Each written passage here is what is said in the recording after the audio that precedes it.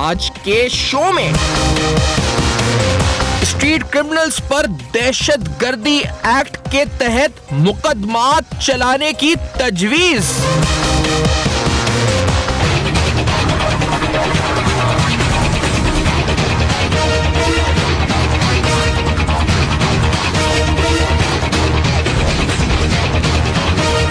Rangers की जानिब से पुलिस के हवाले किए गए जराइम पेशा अफराद हतमी नताइज क्या? तीसरी चौथी बार गिरफ्तार मुल्जिमान के खिलाफ फैसला कुन कार्रवाई क्या? अस्सलाम वालेकुम। पस पर्दा हकायक सनसनीखेज इंकशाफात प्रोग्राम बेनकाब में हूँ आपके साथ सैफान खान। आज प्रोग्राम में हम बात करने लगे हैं कराची शहर में अमन अमान के हवाले से। इस बदलती हुई सूरत हाल में यहाँ पर बेहतरी अमन अमान के अंदर कराची में हमने देखी है। और अगर आपको इस बेहतरी के नंबर सामने रखें, क्योंकि जब भी हम बात करते हैं प्रोग्राम में तो हम नंबर्स और फैक्ट्स एंड फिगर्स के साथ बात करते हैं, और इन नंबर्स और फैक्ट्स एंड फिगर्स पर आते हुए सब में पहले यानी सिंध रेंजर्स क्या कहती है अमन अमान के हवाले से, बिलखुसूस डीजी रेंजर्स की स्टेटमेंट कल सामने भी आई, लेकिन एक रिपोर्ट की सूरत में आपको दिखाते हैं जिस रिपोर्ट के अंदर आपको बड़ा बिल तरतीब, बड़ा स्ट्रेटेजिकली आपको नजर आएगा पोर्शन वाइज के मुख्तलिफ किस्म के, मुख्तलिफ नौयत के संगीन जराइम में किस तरह कमी वाक़ई हुई है।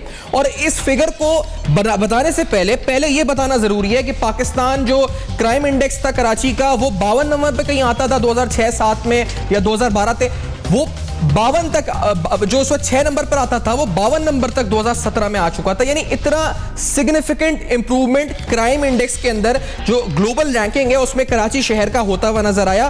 Credit goes to the law enforcement agencies और यकीनी तौर पर सिविल मिलिट्री दोनों आर्म्स जिन्होंने मिलकर यह फैसला किया कि कराची को दहशतगर्दी से और पॉलिटिकल और सेक्टेरियन जो भी दहशतगर्दी है उससे कराची शहर को पाकिस्तान की आला क़यादत ने फैसला किया कि साफ करना है, और यह हुआ। ये हमने देखा, इसके किडनैपिंग फॉर रैंसम पे असरात नजर आए। और ये बताते हुए आज मुझे बड़ा फख्र से महसूस होता है क्योंकि कराची शहर में 2017 में एक भी दहशतगर्दी का वाकया देखने में नहीं आया। तो ये बहुत अच्छी बात एक और कि कराची शहर में दहशतगर्दी का वाकया देखने में नहीं आया। अब आते हैं वो चीज जिसकी वजह से कराची शहर का शायद कोई एक आध शहरी कौन हो जो बचा हो इस मसले से, वो है स्ट्रीट क्राइम्स। वो स्ट्रीट क्राइम्स आपने मोबाइल छीनने की सूरत में, मोटरसाइकिल, गाड़ी, आपके साथ जहां जहां स्नैचिंग के वाकयात, थेफ्ट के वाकयात हुए पूरे शहर में, वो फुटेजेस सीसीटीवी की सूरत में सामने आ जाती है। मुल्जिमान का क्या होता है, शहरी सवाल पूछते हैं। और अमन और अमान पर क्या वाकई में हालात बेहतर हो गए? आम शहरी तो ये समझता है, वो कहता है मेरा तो मोबाइल छिन गया, क्या अमन और अमान वाकई बेहतर हो गया? मेरी तो गाड़ी छिन गई, मेरी तो बाइक छिन गई, क्या अमन और अमान वाकई बेहतर हो गया? और अगर रहे से एक क्राइम बड़ा सिग्निफिकेंट जिस पर इस हफ्ते हमने आपको बाकायदा इन्वेस्टिगेटिव शो सामने दिखाया था, जिसके अंदर आपकी गाड़ी अगर नहीं छिनती तो गाड़ी के बाहर गाड़ी के शीशे छिन जाते हैं, शीशे कोई चोरी करके ले जाता है, आपके टेप चोरी हो जाता है, एसी एयर कंडीशनर के पैनल अंदर से चोरी हो सकता है, और तो और गाड़ी की बैटरी भी चोरी हो सकती है, बोनट खोल के कोई बैटरी भी ले जा सकता है। तो ये तमाम वाकयात कराची शहर में जिनमें होश रुपा इजाफा है। खुद अगर इसी रेंजर्स की रिपोर्ट में हम देखें तो तकरीबन 26,000 मोबाइल फोन, 25,000 के करीब इस वक्त बाइक्स, ये तमाम फिगर्स हमारे सामने आती हैं। आगे सीपीएलसी जो उस पर कहती है वो भी आपको दिखाएंगे। लेकिन इन तमाम नंबर्स के होते हुए तजवीज एक सामने ये आई है कि स्ट्रीट क्रिमिनल्स को एंटी टेररिज्म लॉज के तहत, दहशतगर्दी के तहत, इंसदाद दहशतगर्दी कानून के तहत उनके खिलाफ कार्रवाई होनी चाहिए। इस तजवीज पर क्या यह तजवीज काबिल अमल है? क्या इस तजवीज पर अमल दरामद करने से कराची शहर में अमन व अमान कायम हो सकता है? क्या इस तजवीज पर अमल दरामद करने से यकीनी मायनों में जो हतमी नतीजा होता है, मंतकी अंजाम होता है इन क्रिमिनल्स को पहुंचाने का, वो हासिल किया जा सकता है? आज ये बड़ा बुनियादी सवाल, और इस बुनियादी सवाल से जुड़े हुए मुहर्रिकात और अवामिल बेनकाब करेंगे आज के प्रोग्राम में। मेरे साथ रहेगा इस ब्रेक के बाद।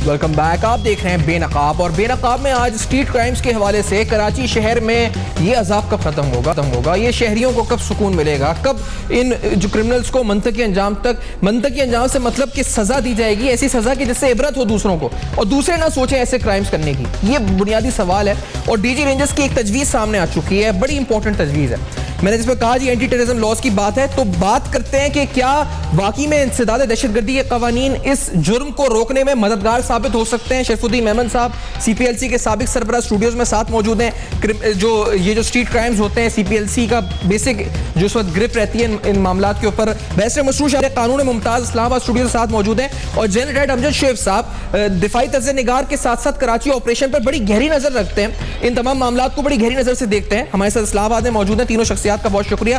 शरीफुद्दीन मेमन साहब, आर यू फॉर इट और यू अगेंस्ट इट कि ये जो एंटी टेररिज्म लॉज अगर लग जाए, क्या इससे फायदा हो जाएगा कराची के शहरियों का या नहीं होगा? डीजी रेंजर्स ने क्या जो कहा है, सही का गलत का?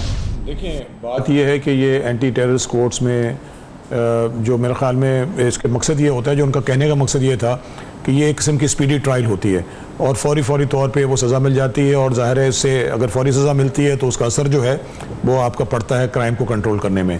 मगर ये डिबेटेबल है और इसको ये देखना होगा कि आइदर ये वर्केबल है कि नहीं है। जो पॉइंट यहाँ पर ये है कि जो ख़ास तौर पे स्ट्रीट क्राइम के हवाले से जब हम बात करते हैं तो उसमें सेल फ़ोन की स्नैचिंग है, कैश स्नैचिंग है।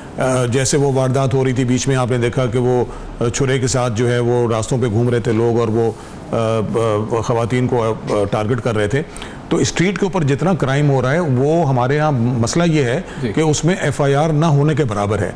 जब FIR आपके पास नहीं है तो आप उसको कैसे, आप उसको कन्विक्शन किस तरह करेंगे, कन्वर्ट कैसे करेंगे? ये जो फिगर्स आते हैं ये रिपोर्टेड क्राइम्स हैं या फिर ये तो FIR है? सर ये रिपोर्टेड है, ये FIR नहीं है, रिपोर्टेड है ना? तो ये रिपोर्टेड है, तो रिपोर्टेड में अगर ये रिपोर्ट हो रहा है और उसमें लोग इसीलिए रिपोर्ट करने लगे हैं कि CPLC के जो प्लेटफॉर्म है उसके थ्रू आपका सेलफोन जो है वो ब्लॉक हो जाता है। तो ये तो आपको फ़ायदा ज़रूर है कि आपका सेलफोन आगे बेचने में ज़रा मुश्किलात पैदा हो जाती है, मगर उसको क्राइम को 100% कंट्रोल करना, देखें अभी भी जो फिगर्स अभी जो सामने हैं तो उसमें तकरीबन 10-12 हज़ार वैसे हैं और तकरीबन 16 हज़ार आपके जो वो चोरी हुए हैं। तो 28 हज़ार या 30 हज़ार के जो सेलफोन हैं वो ज़ाहिर है वो गायब हुए हैं और वो चोरी भी हुए हैं। तो उसको ब्लॉक करने के लिए तो एक प्लेटफॉर्म मौजूद है जो CPLC फिर PTCL और उसमें पुलिस मिलके वो एक काम करती है।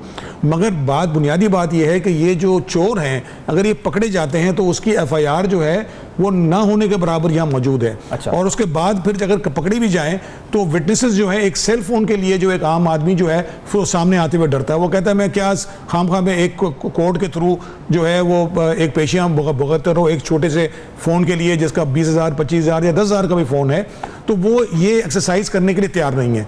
और वो कहता है कि नहीं जी अगर फोन अगर उसका चला गया कोई बात नहीं, तो वो तो FIR कोर्ट में भी नहीं जाएगा ना, जो विटनेस अगर यही बात है। देखिए मैं एग्जैक्टली तो बात मेरा जो पॉइंट ये है कि एंटी टेररिस्ट कोड का अगर आपने कानून या नाफिज कर दिया तो उसको नाफिज करने के साथ साथ आप ये देखें कि वो वर्केबल है कि नहीं है। अनाउंसमेंट करने से आपके नजदीक वर्केबल नहीं है, आप ये कह रहे हैं? मेरे देखिए मुश्किलात हैं इसके अंदर। मैं तो हमेशा लोगों को ये कहता हूं कि ये तो हम स्ट्रीट क्राइम की बात कर रहे हैं, वैसे घर की चोरी जो होती है आप मुझे बताएं उसमें कितनी FIR कटती हैं? आप जाके ये देखें कि उसमें क्या, उसमें तो लेकिन एक बात है, मैं एक बात इस पर सवाल आपसे पूछ रहा हूं, मोबाइल फोन के अलावा शफी साहब, एक आप मोबाइल फोन की बात करें, चले वो तो PTA में ब्लॉक करवाने के लिए सिम लिख देते हैं, यहां पर मोटरसाइकिल जो 2 व्हीलर्स हैं वो छीनी है, उनकी भी तादाद 22,000 बताए, यानी बाइक भी तो लोग रिपोर्ट कर रहे हैं और उसकी तो वारदातें बढ़ रही है मुसलसल। रेंजर्स की रिपोर्ट 25,000 कह रही है कि 2017 में छिन चुकी हैं, तो वहां पर तो PTA का चक्कर नहीं है, फिर भी लोग रिपोर्ट कर रहे हैं। नहीं बिल्कुल, वो तो देखें वो तो उनकी मजबूरी है, बिकॉज गाड़ियों की तो मजबूरी है और मोटरसाइकिल की भी मजबूरी है। अब तो ये बात आ गई कि आपको पता है कि अगर मोटरसाइकिल चोरी होती, आम तौर पर हमने दहशतगर्दी के केसेस में मोटरसाइकिल इस्तेमाल होते हुए देखी है, तो आम आदमी की जब मोटरसाइकिल चोरी होती है तो वो मजबूरन जो है वो उसकी रिपोर्ट भी करता है और फिर उसकी इंश्योरेंस हो या ना हो वो रिपोर्ट भी करता है और FIR भी कटवाता है। रिपोर्ट तो 100% करता है तो FIR भी कट जाती है, मगर वो ज़ाहिर है बात यह है कि उसको कंट्रोल कैसे करेंगे। अब कंट्रोल उस वक्त हो गया, FIR कट गई, फिर उसमें अगेन वो बंदा जो पकड़ा गया, जो क्रिमिनल पकड़ा गया, उसके सामने खड़ा होने के लिए कोई तैयार है कि नहीं है। उसमें बुनियादी बात एक और बात है कि जो कि मैं समझता हूं कि कानून की शक्ल में तो आ गई है, उस पर बहुत काम हुआ, हमने CPLC में भी काम किया, व्हेन आई वाज एडवाइजर उस वक्त भी हमने काम किया। विटनेस प्रोटेक्शन प्लान जो है वो ग्राउंड पे मौजूद है, मगर आप मुझे बताएं कितने लोगों को ये बात पता है कि विटनेस प्रोटेक्शन प्लान है जिसमें अगर एक आदमी, एक शख्स जो है वो अगर सामने आता है विटनेस के तौर पर, उसको उसकी स्टेट की जिम्मेदारी है कि वो उसको प्रोटेक्ट करे। उसमें विटनेसेस ये आम जो जो विक्टिम्स हैं वो भी हैं। लेकिन शफी साहब, उसमें जी हाँ, इस बात पर, क्योंकि विटनेस वाली जो बात है वो सोल्यूशन की तरफ आ जाती है। जो पहली बात आपने की ना, प्रैक्टिकली इसको इंप्लीमेंट करना कितना मुश्किल है, उसमें विटनेस वाली बात जो आ जाती है कि विटनेस बॉक्स में, तो मसरूर शाह साहब कानूनी नुक्ता नजर से मैं, क्योंकि ये बड़ा अहम सवाल है और अब ये बहस अगर छिड़ चुकी है, डीजी रेंजर्स ने कह दिया है, तजवीज दी है, स्ट्रीट क्राइम्स बहुत सिग्निफिकेंट कराची में राइज हो रहा है। शरफुद्दीन मेमन साहब कहते हैं प्रैक्टिकली और जो फैक्ट्स बता रहे हैं वो लॉजिकल भी लग रहे हैं। आपको लगता है लॉजिकल है, या डीजी रेंजर्स जब कह रहे हैं तो वो ज्यादा माकूल लग रहा है कि इस वक्त इंप्लीमेंट हो जाना चाहिए कराची में? वैसे मसरूर शाह साहब देखें सैफान, बात यह है कि पहले ये देखें जो मौजूदा दहशतगर्दी की इंसदाद दहशतगर्दी की अदालतें हैं, क्या उसकी वजह से मुल्क में दहशतगर्दी ख़त्म हो गई है? जो एक्चुअल दहशतगर्दी के मुकदमात हैं उनमें सजाएं नहीं मिल रही, उनमें कोई वो रिजल्ट्स हमें नहीं आ रहे जो डिजायर्ड रिजल्ट्स हैं। हमारे यहाँ मुल्क में वैसे भी प्रोसिक्यूशन जो है 1%, 1.5% से ज़्यादा नहीं है, और वो भी ज़्यादातर ऊपर की कोर्ट्स में, अपीलेट कोर्ट्स में ओवरटर्न हो जाती हैं। तो बात मेरे ख्याल में सिर्फ उसको दहशतगर्दी के ज़ुमरे में लाने से हल नहीं होगी। इसके लिए बड़ी हमें एक ब्रॉडन विजन चाहिए, बड़े मुख्तलिफ स्टेक होल्डर्स की इन्वॉल्वमेंट इसमें चाहिए कि हमारे मुल्क में डेटरेंस पैदा हो। अब प्रॉब्लम ये होता है कि एक बात तो बिल्कुल अभी जिस तरह फरमाई गई कि इतने से छोटे इशू के लिए कौन अपने आप को एक्सपोज करेगा। अनफॉर्चुनेटली स्टेट ने आवाम को डाकुओं, स्ट्रीट क्रिमिनल्स, दहशतगर्दों के रहमो करम पे छोड़ दिया है। जिस पुलिस में 17,000 18,000 के लगभग, मैं सिंध पुलिस की बात कर रहा हूँ, लोग जो पुलिस अफसरान हैं और एहलकार वो खुद क्रिमिनल ऑफेंसेस में इन्वॉल्व हो, उधर आप बहुत अच्छा विटनेस प्रोटेक्शन प्लान भी ले हैं, लेकिन आपकी हिफाजत पर जो मामूर अफसर है, जो सिपाही है, वो खुद अगवाकारों के साथ मिला हो, वो खुद उन रहजनों के साथ मिला हो, तो वो आपको क्या प्रोटेक्शन देगा? तो सबसे पहले बात पुलिस का स्पीडी ट्रायल वाली बात, मसरूर साहब स्पीडी ट्रायल वाली बात को रख लें सामने कि अगर स्ट्रीट क्रिमिनल पकड़ा जाए तो एंटी टेररिज्म कोर्ट में स्पीडी ट्रायल हो जाएगा, सजा की नौयत क्या होगी? यानी आम मामलात में और एटीआई क्लॉजेस लगने के बाद सजा की नौयत बदल जाएगी। तो उस नजर में अगर देखें डीजी रेंजर्स की तजवीज को, फिर देखिए उसमें एक फर्क, तो सबसे बड़ा फर्क ये पड़ता है कि जहां पर 780A जो एंटी टेररिज्म की क्लॉज लग जाए, वहां पे एक तो माफी कंपाउंडेबिलिटी खत्म हो जाती है, मुल्जिम प्रेशर डाल के जो विक्टिम है उसको माफ नहीं कर सकता, और नेचुरली क्योंकि स्पेशल कोर्ट्स हैं मुकदमे कम होते हैं, सेशन कोर्ट में मुकदमों की भरमार होती है। लेकिन अगर आपने जो स्ट्रीट क्राइम्स हैं वो भी दहशतगर्दी के कोर्ट में ले, तो फिर इसमें और सेशन कोर्ट में क्या फर्क रह जाएगा? फिर तो मुकदमों का अंबार इधर भी उतना ही लग जाएगा, और जो मकसद है स्पेशल कोर्ट बनाने का वो मकसद ही फोत हो जाएगा। इंटेंशन जो डीजी रेंजर्स है वो बड़े वाज़ेह हैं, बड़े अच्छे हैं कि इनके लिए स्पीडी जस्टिस सिस्टम होना चाहिए। इसके लिए तरीकेकार ये कि स्मॉल कॉजेस कोर्ट्स हैं, इसके लिए लॉ ऑफ एविडेंस की वो स्ट्रिक्टनेस, दुनिया में ये होता है जब ऐसे ऑफेंसेस होते हैं तो उसमें वो स्ट्रिक्ट प्रोसीजर जो ट्रायल का होता है, जो एक मर्डर केस में है, ये एक अगवा बराए तावान का केस है, वो नहीं अप्लाई करते। रिलैक्स्ड एविडेंस रूल्स के साथ एक स्पेशल कोर्ट बनाई जा सकती है जहां पे बड़ी क्विक तरीके से खास टाइम फ्रेम में ऐसे जो street crime special court type जल्दी सॉल्व किया यानी हो सकती है। लेकिन जनाब जोशेफ साहब आपकी तरफ आते हुए ये जो small causes, small offences court, अच्छा स्मॉल ऑफेंसेस कोर्ट, जहां पे रूल्स ऑफ एविडेंस की वो स्ट्रिंजेंट रूल्स, वो लंबे प्रोसीजर्स ना हो, वो बहुत जरूरी है क्योंकि वो डेटरेंस क्रिएट करते हैं। Sir I got your point, लेकिन इसमें आई गॉट योर पॉइंट, ये इसमें एक रिपोर्ट जो अभी ये सिंध रेंजर्स की रिपोर्ट ही है, और ये जनवरी से लेकर दिसंबर 2017 तक जो एप्रीहेंशंस हुई हैं रेंजर्स की तरफ से 1790 के करीब जो स्ट्रीट क्रिमिनल्स को रेंजर्स ने एप्रीहेंड किया है। इसी रिपोर्ट में आप देखें, इसमें स्ट्रीट क्रिमिनल्स की तादाद तकरीबन 900 से ज्यादा है। इसके अलावा डकैती यानी डकैत जो घरों में जाके डकैती करते हैं वो तकरीबन 475 हैं। इसमें ड्रग पेडलर्स हैं जिनकी तादाद 323 बनती है। इसमें दीगर जराइम यानी स्नैचर्स भी शामिल हैं। इसमें जेब कतरे भी शामिल हैं, 8, 10, 12 जेब कतरे भी गिरफ्तार हुए हैं। लेकिन मेरा सवाल जल्द अमृतसर साहब ये है कि जब 1780 या 1790 स्ट्रीट क्रिमिनल्स रेंजर्स ने एप्रीहेंड किए और उनको पुलिस के हवाले कर दिया, प्रोसिक्यूशन आगे हुई, और हमने तो ये तक सुना है कि बाज दफा एक ही मुल्जिम 4-4 बार गिरफ्तार होता है। वो होता है गिरफ्तार, आता है, फिर छूट जाता है, फिर गिरफ्तार होता है, फिर आता है, फिर छूट जाता है। तो अमृतसर साहब ये रास्ता जो डीजी रेंजर्स ने बताया, तजवीज दी है, क्या ये हल है इस मसले का? बिस्मिल्लाहिर्रहमानिर्रहीम। देखिए सफ़ान, ये बहुत बड़ा एक मसला है कि जितने भी लोग रेंजर्स ने अरेस्ट किए मुख्तलिफ जराइम में, उनमें से किसी का भी ट्रायल नहीं होता हुआ हमने देखा, और मोस्टली वो सिविल गवर्नमेंट या हमारी प्रोविंशियल गवर्नमेंट जो है वो उनके ट्रायल करवाने में नाकाम रही है। नतीजा ये कि जेलें आप भर देते हैं लेकिन इन लोगों को सजाएं होती नहीं। आप देखिए कि जैसे अभी ट्रैफिक के क्राइम्स होते हैं, आपने किसी ने ओवर स्पीडिंग की या कुछ और किया, कोई ओवरटेकिंग गलत की, गलत पार्किंग की जी, तो उसका एक सिस्टम मौजूद है कि आपको बहुत लंबे ट्रायल नहीं करवाने पड़ते, आपका वहीं चालान होता है और आप जाके उसका जुर्माना पे करते हैं। आगे ऐसे होता था कि मजिस्ट्रेट वगैरह होते थे, आपको उनके सामने जाना पड़ता था और वहाँ जाके मजिस्ट्रेट जो है वो आपको सुनाता था कि जी आप इसके लिए ये सज़ा भुगतेंगे या इतना आप जुर्माना देंगे। तो इस तरह के सिस्टम मौजूद थे जो ऐसे आम किस्म के जराइम को ट्रायल उनके लिए एक स्पेशल सिस्टम आपने रख दिया, तो वो कोर्ट्स भी स्पेशल कोर्ट्स की तरह ऑपरेट करते हैं और इस तरह आप उन लोगों को सजाएं जल्दी दे देते हैं। तो मेरा ख्याल है कि स्ट्रीट क्राइम्स को बाकी क्राइम से अलहदा कर देना चाहिए, जिसमें किसी की जेब काट ली, किसी का टेलीफोन छीन लिया, किसी से पर्स छीन लिया। कम से कम ये क्राइम वो है जिनका एक ही दिन में फैसला हो जाना चाहिए और वहां सजाएं हो जानी चाहिए। लिहाजा ये सिस्टम एक आपको अलग से वादा कर देना चाहिए। अगर आप इनको भी नॉर्मल केसेस की तरह ट्रीट करेंगे और उनकी भी तारीखें पढ़ती रहें और ये लोग जेलों में बैठे रहें, तो ये लाजमन वहां से पैसे वैसे दे के निकल जाएंगे और उसके बाद वही आदमी फिर, जैसे आपने कहा कि 4-4 दफा बाद लोग पकड़े गए, इसमें बेशुमार लोग ऐसे हैं बहुत सारे क्राइम्स में जिनकी या जमानतें हो गई या वो पैसे दे के वैसे बाहर निकल गए। तो जब आप जेलें भरते जाते हैं फिर ये रास्ते खुलने शुरू हो जाते हैं लोगों के लिए, ये आपने तो उसके बजाय उनका ट्रायल होकर साथ साथ सजा होती है। जी साहब, लेकिन एक चीज की है, जब आप एंटी टेररिज्म लॉज की बात कर रहे हैं इंप्लीमेंट करने के स्ट्रीट क्रिमिनल्स पे, तो क्या स्ट्रीट क्रिमिनल्स को हम टेररिस्ट तस्वुर कर रहे हैं कि वो दहशतगर्द है?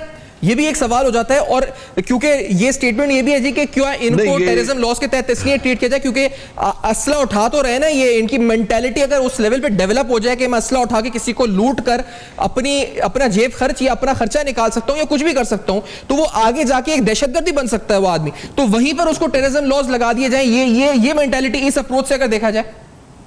नहीं, मेरा ख्याल है ये नहीं लगा सकते आप, ये होना भी नहीं चाहिए, क्योंकि बहुत सारे लोग जो हैं वो इस तरह के क्राइम जो करते हैं वो टेररिस्ट नहीं होते, पैटी थीफ्स होते हैं, वो ये हरकत कर लेते हैं, उनको सजाएं उसी तरह की मिलनी चाहिए। अब नेचुरली आप बड़ा जैसे एंटी टेररिज्म कोर्ट्स में सजाएं होती हैं, वो तो बहुत ज़्यादा सजा हो सकती है। अगर एक आदमी ने किसी का टेलीफोन छीना है तो आप उसके ऊपर 10 साल कैद तो नहीं दे सकते, ना ही सजाए मौत दे सकते हैं। चुनाचे ये कोर्ट्स तो वही होंगे जो थोड़ी सजा देने के, जो 1.5 साल की सजा दे के किसी आदमी को फारग करते हों। तो मेरा ख्याल है कि उस तरह के कोर्ट्स बनने चाहिए। टेररिज्म का क्लॉज का उसका एक खौफ भी रहना चाहिए और उसमें चूंकि सजा भी कैपिटल पनिशमेंट हो सकती है, लिहाजा वो सिलसिला इनसे अलग ही रखना चाहिए।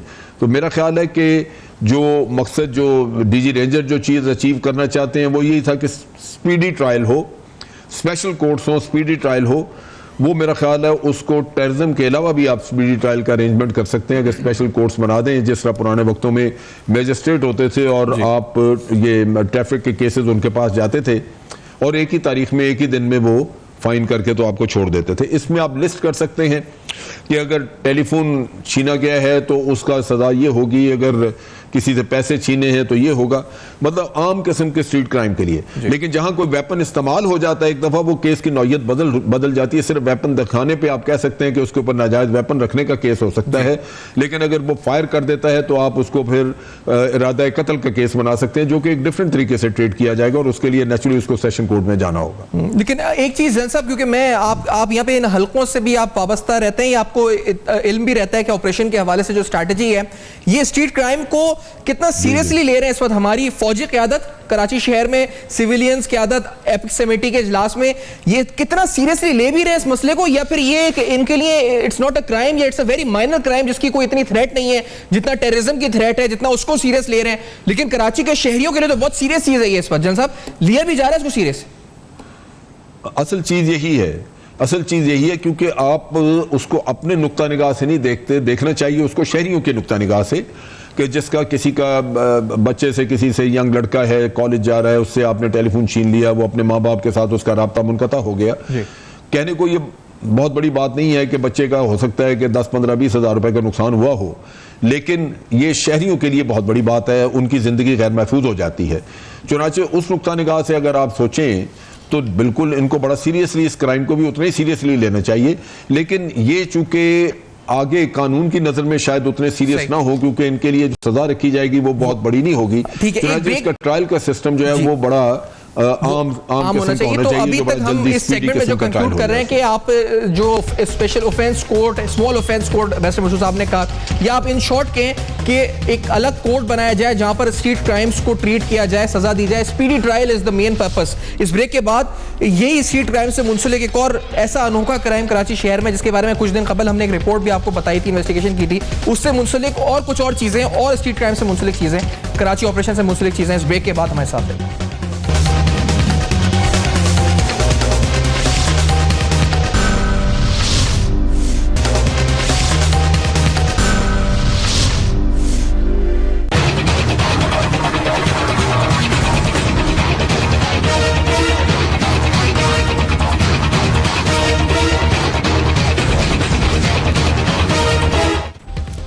Welcome back. आप देख रहे हैं बेनकाब, जहां आज अहम तरीन बहस हो रही है कि क्या कराची शहर को स्ट्रीट क्राइम से पाक करने के लिए, शहरियों को निजात देने के लिए बड़ा जरूरी और लाजिम हो चुका है कि इस शहर में इस क्राइम के ऊपर एंटी टेररिज्म लॉज लगाए जाएं। बड़ा बुनियादी सवाल है, इस पर हम बहस कानूनी नुक्ता नजर से, दिफाई सिक्योरिटी पॉइंट ऑफ व्यू से, तमाम पहलुओं से इस मामले को समझ रहे हैं। जो CPLC की रिपोर्ट है 30 नवंबर 2017 तक की, इस रिपोर्ट के मुताबिक इस कराची शहर के अंदर अगर गाड़ियों के चोरी की वारदातों की बात की जाए तो तकरीबन आप 1143 और 190 के करीब ये छीनने और इसके साथ चोरी होने के वाकयात की तादाद बनती है। अगर बाइक्स की बात की जाए तो यह तादाद तकरीबन 24 से 25 हजार की फिगर में आती है।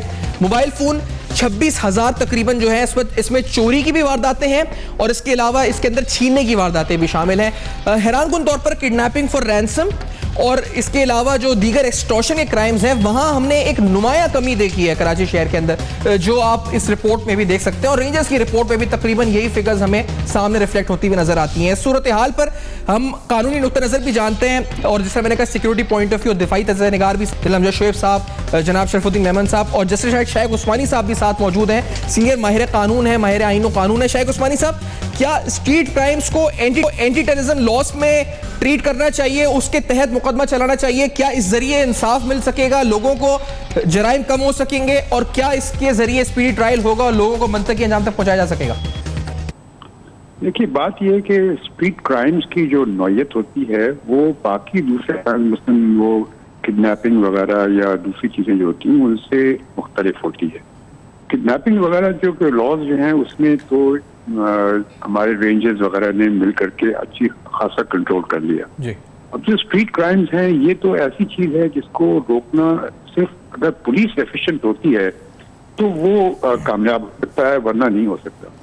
तो अब उसको अगर आप एंटी टेररिज्म लॉज के तहत ले आएंगे तो उससे कोई खास कामयाबी नहीं होगी, क्योंकि आमतौर से स्ट्रीट क्राइम्स के जो मुजरिम होते हैं वो पकड़े नहीं जाते, वो आते हैं, स्ट्रीट क्राइम करते हैं और भाग जाते हैं। तो उसमें आप एंटी टेररिज्म लॉज लगाने में आपको कोई बड़ी मुश्किल पैदा होगी। हर सूरत कोई तरीका तो ढूंढना चाहिए और मेरे ख्याल में अगर strict anti terrorism laws enforce कर दें तो उससे कम से कम, जिसको अंग्रेजी में बोलते हैं डिटरेंट इफेक्ट, यानी उससे लोग डरेंगे कि भाई देखिए अगर हम पकड़े गए तो हमारे ऊपर ये एंटी टेररिज्म लॉ लगेगा। उस लिहाज से तो यकीनन इसका फायदा होगा, लेकिन एक्चुअली उसका कोई खास फायदा नहीं होगा, क्योंकि जैसे मैंने आपसे कहा कि स्ट्रीट क्राइम्स के जितने लोग होते हैं जो उसके मुजरिम होते हैं वो आमतौर से पकड़े नहीं जाते। अच्छा, तो डिटेरेंस के लिहाज से आप कहते हैं कि इट विल बी इफेक्टिव, ये उस लिहाज से आप इसको इम्प्लीमेंट कर सकते हैं? उसके लिहाज से एक चीज बड़ी अहम है, शाइख उस्मानी साहब भी साथ हैं, शरफुद्दीन मेमन साहब भी साथ हैं, जल साहब भी साथ हैं, मैं शरफुद्दीन साहब का ओपिनियन लूंगा, लेकिन ये जो अहम तरीन क्राइम है ये कराची शहर में सड़कों पर होता है, जब आपकी गाड़ी का शीशा उतार दिया जाता है, आपकी टेप चोरी होता है, बैटरी चोरी होती है, और ये मैंने अनोखा इसलिए इस पर हम आवाज उठा रहे हैं, इसको कोई सीरियसली नहीं ले रहा, कोई रिपोर्ट दर्ज नहीं हो रही। हम लॉ एनफोर्समेंट से बात कर रहे हैं, हम कहते हैं जी आप इस पर कमेंट्स दें, वो कहते हैं इसकी तो कोई FIR ही दर्ज नहीं होती, हम क्या बात करें। लेकिन हैरानकुन तौर पर जिसकी चीज चोरी होती है उसको पता है कि ये चोरी हुई हुई चीज मैं दोबारा कहां से खरीद सकता हूं, और जो चोरी कर रहा है उसको पता है कि मैं कहां जाके बेच सकता हूं, और जहां बिक रही है वहां खुलेआम खरीदो फरोख्त हो रही है, मीडिया अंदर अलाउ नहीं है। वहां लोग क्या कहते हैं जो आते हैं, जब खरीदो फरोख्त करते हैं, गाड़ी का शीशा, बैटरी, उसके अलावा गाड़ी का दीगर सामान आपको बड़ी आसानी से इस मार्केट में मिल जाता है। जरा देखें लोग क्या कहते हैं। यही पूरी मार्केट है जहाँ आप अभी खड़े हैं, यहीं सारे चोर आके बेचते हैं। यहाँ से हम अपनी चीज़ लेने के लिए यहाँ पे हम वापस आते हैं। पुलिस हमारी अच्छी होगी तो जाहिर सी बात है सब कुछ अच्छा होगा। तो सारा जो क्रेडिट जाता है पुलिस के ऊपर जाता है सर। लाजमी बात है, जब वो चीज़ें जो चोरी कर रहा तो उसका मार्केट में लेन होगी, वो उस जगह पे जाके दे देता होगा। ये जो उसकी जो मार्केट है स्पेयर पार्ट्स की, इसका ज़रूर कोई कानून होना चाहिए कि वो जो चीज़ें हैं वो मार्केट में आके कम से कम सेल ना हो। जो यहाँ पर ऐसा सिस्टम बना दिया जाए कि ये लोग इससे परचेज ना करें। ये भी पुलिस का ही काम है। मार्केट वाले दुकानदार आसानी से खरीद लेते हैं और कौड़ियों के भाव, और फिर उसी से हमने खरीदना पड़ता है। मैं सेकंड हैंड लेता हूँ, वो किसी की चोरी हुई होती है, ठीक है, तो वो तो चाहिए कि उन इदारों को जो उनके ऊपर है वो उनको चेक करें ना भाई, ये अपने कहाँ से खरीदिए। अब ये सूरत हाल है, ये अनोखा क्राइम है, क्योंकि इसका कोई आप अगर डेटा देखें, क्राइम डेटा, तो बैंक रॉबरी उसमें आती है, किलिंग आती है, एक्सटॉर्शन आती है, मोबाइल थेफ्ट आता है, मोबाइल स्नैचिंग आती है, car theft, car snatching, two wheeler theft, two wheeler snatching आती है। लेकिन इस पूरी रिपोर्ट के अंदर मुझे नजर नहीं आता कि कहीं गाड़ी के छीनने की रिपोर्ट दर्ज हुई है, वो गाड़ी के शीशे जाने की, गाड़ी की बैटरी जाने की, क्योंकि ये माइनर क्राइम तस्वुर किया जाता है। शरफुद्दीन मेमन साहब, सीपीएलसी से पूछा, पुलिस से पूछा, एसीएलसी से पूछा, लोग रिपोर्ट भी नहीं करते और कोई सीरियसली भी नहीं ले रहा इस मसले को। ये क्या है कि आखिरकार किस तरह आवाज उठाई जाए इसके लिए? देखें, बात यह है कि अभी जो रिसेंटली एक न्यूज़ आई थी और उसमें बताया गया कि आईजी साहब की खुद रिपोर्ट थी कि हम पुलिस डिपार्टमेंट के अंदर 10,000 से ज़्यादा लोग जो हैं वो करप्शन में इन्वॉल्व हैं। 12,000 अब 12,000 एक इंस्टीट्यूशन, एक डिपार्टमेंट जिसमें नफरी जो है 35,000 की नफरी जो है वो मौजूद हो, और उसमें से 12,000 जो है वो आपके करप्शन के अंदर उनके ऊपर एलिगेशंस हो, तो आप समझते हैं कि ये प्राइम रिस्पॉन्सिबिलिटी। देखें, रेंजर्स ने बहुत इफेक्टिवली काम किया है और डीजी रेंजर्स के इंटेंशन भी बड़े साफ हैं, वो उनके अच्छे इंटेंशंस हैं। जैसे उन्होंने कहा उस्मानी साहब ने कि डेटरेंस के तौर पे तो हम ये बात कर सकते हैं, मगर ऑन ग्राउंड इफेक्टिवली आप कितना उस पर काम कर सकते हैं। बात यह है कि ये प्राइम रिस्पॉन्सिबिलिटी जो है वो पुलिस की है कि पुलिस जो है इन इलाकों को साफ रखे। ख़ास तौर पे अगर दहशतगर्दी में रेंजर्स ने, हमारी फ़ौज ने, हमारी इंटेलिजेंस ने, पुलिस ने भी अच्छा काम किया है, मगर अगर ये रिस्पॉन्सिबिलिटी भी अगर हम अपने रेंजर्स के ऊपर डाल देंगे या दूसरी फोर्सेस पे डाल देंगे, तो पुलिस जो ग्राउंड पे जिसकी प्राइम रिस्पॉन्सिबिलिटी है कि वो इस इलाके के क्राइम को, स्ट्रीट क्राइम खास तौर पे, उसको कंट्रोल करे। उसमें जैसे आपने खुद कहा, उसमें आप मोबाइल स्नैचिंग भी आ जाती है, गाड़ियों की चोरी भी आ जाती है, मोटरसाइकिल की चोरी भी आ जाती है, बैंक रॉबरी भी आ जाती है। रोड के ऊपर जो कुछ हो रहा है वो स्ट्रीट क्राइम के मद में आता है। अभी जो मैंने जिक्र किया ये तो आता ही नहीं इस लिस्ट में। तो सर बात सुनिए, तो अब ये जब इतना उसको लाइटली ले रहे हैं, तो पुलिस के ऊपर दबाव उस वक्त आएगा जब उसके ऊपर चेक एंड बैलेंसेस होंगे। पुलिस जब मेरिट के ऊपर होगी, देखिए ये वही बात आ जाती है। ये सर ये सीपीएलसी में आप रहे हैं, वहां पर भी कोई फिगर नहीं है, ये तो सीपीएलसी के फिगर्स मैं बता रहा हूं कि गाड़ी के कितने शीशे निकले, बैटरी निकले। समहाउ देखिए ना, बात ये है कि मैं तो सिर्फ एक बात कंप्लीट कर लूं कि पुलिस जो थाने लेवल के ऊपर है, इनकी अपनी एक स्पेशल होती है जो हमेशा उसकी एक इंटेलिजेंस नेटवर्क थाने लेवल पर होता है, वो काम करता है। अब वो तो ना होने के बराबर है। मुझे तो नजर नहीं आता कि वो थाने लेवल के ऊपर वो काम करे। अगर काम कर भी रहे हैं तो शायद अपने लिए काम कर रहे हैं, वो स्टेट के लिए काम नहीं कर रहे हैं। तो बात यह है कि पुलिस जो ग्राउंड पे मौजूद है उसकी प्राइम रिस्पॉन्सिबिलिटी है। उसके साथ साथ जो बातें आप कर रहे हैं, ज़ाहिर है ये सारी चीज़ें उसमें शामिल होती हैं। मेरी अपनी ये, हमने पहले भी सजेशन ये दिए थे और जब सीपीएलसी में था भी, और अभी मेरे ख्याल में इस पर बात होती होगी कि जो स्ट्रीट क्रिमिनल पकड़ा जाता है उसके फौरी तौर पर उसके उस थाने पर उसकी तस्वीरें तो लगा दें आप, ताकि उस इलाके के लोगों को पता चले कि ये क्राइम में मुलव्वस है। अगर एफआईआर नहीं है तो स्टेट खुद एफआईआर रजिस्टर्ड करे। हम ये कहते हैं कि जनाब कोई कंप्लेनेंट आएगा तो हम रजिस्टर करेंगे।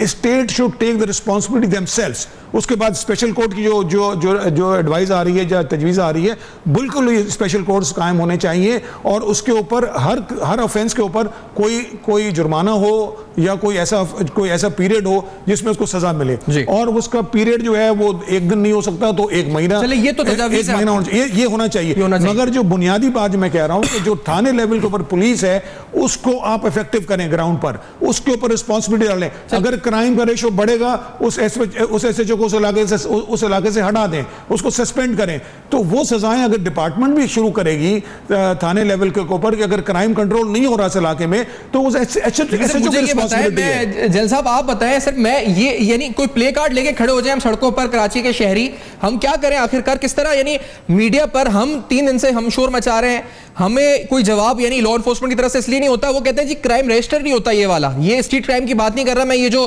गाड़ियों से शीशे निकाले जा रहे हैं।